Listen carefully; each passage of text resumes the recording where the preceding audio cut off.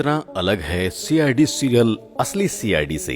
आइए जानते हैं ओरिजिनल सीआईडी और सीआईडी सीरियल में कितना फर्क है। सीआईडी यानी क्राइम इन्वेस्टिगेशन डिपार्टमेंट, जहां पर कोई भी केस तब पहुंचता है जब वो काफी हाई प्रोफाइल केस होता है और उसमें पुलिस डिपार्टमेंट से लेकर बड़ी बड़ी एजेंसीज सच का पता नहीं लगा पाती है। लेकिन सीरियल सीआईडी के लिए ये कंसेप्ट थोड़ा अलग है, क्योंकि इसमें जैसे ही कोई भी मर्डर या कोई किडनैपिंग या रोबरी या कुछ भी क्राइम की घटना होती है, पुलिस से भी पहले डायरेक्ट सीआईडी को कॉल जाता है और सीआईडी तुरंत इस केस को इन्वेस्टिगेट करने लगती है। जबकि असलियत में कोई भी सीआईडी को डायरेक्ट कॉल नहीं कर सकता है। इवन किसी भी केस को सीआईडी तक ले जाने के लिए कई सारी लीगल फॉर्मेलिटीज होती है जिन्हें फॉलो करना पड़ता है, तब जाकर केस सीआईडी को ट्रांसफर होता है। वहीं सीआईडी सीरियल में अक्सर ही दिखाया जाता है, जैसे ही कोई सीआईडी की बात नहीं मानता है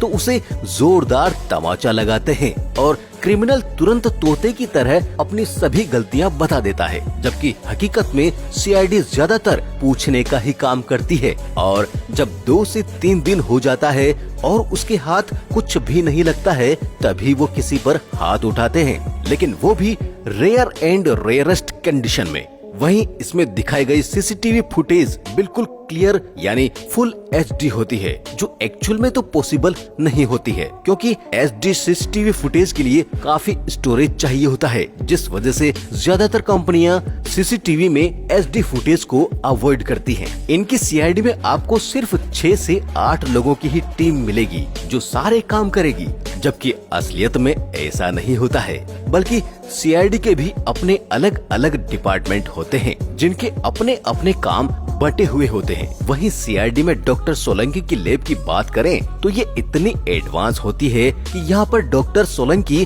किसी केमिकल को चाट कर ही बता देते हैं कि वो कौन सा केमिकल है। लेकिन अगर ये कोई जहर हुआ तो खैर छोड़ो, आगे बढ़ते हैं। आपने सीरियल में ये भी देखा होगा, इनकी फोरेंसिक लैब में कोई भी घुसता जा रहा है, वो भी बिना मास्क और बिना एडिशनल सिक्योरिटी के, जबकि हकीकत में ऐसा हो ही नहीं सकता, क्योंकि यहाँ पर डॉक्टर के अलावा अगर कोई भी आना चाहे तो उसे परमिशन लेनी पड़ती है और मास्क और केप जैसी और कई सिक्योरिटीज रूल को फॉलो करना पड़ता है। वहीं बात करें डीएनए टेस्ट के बाद रिपोर्ट की, तो रियल लाइफ में इस रिपोर्ट को आने में 2 से 4 दिन या कई बार हफ्ते का भी समय लग जाता है। लेकिन सीआईडी सीरियल में ये तो सिर्फ 2 घंटे का ही काम होता है, यानी बस टेस्ट हुआ और 2 घंटे के बाद सच और झूठ का पर्दाफाश। वहीं सीआईडी की टीम को जगह जगह पर क्लू मिल जाते हैं, जिससे वो बड़ी आसानी से केस को सॉल्व कर लेते हैं। लेकिन अगर हकीकत में क्लू मिलना इतना आसान होता तो आज इंडिया में इतने केसेस पेंडिंग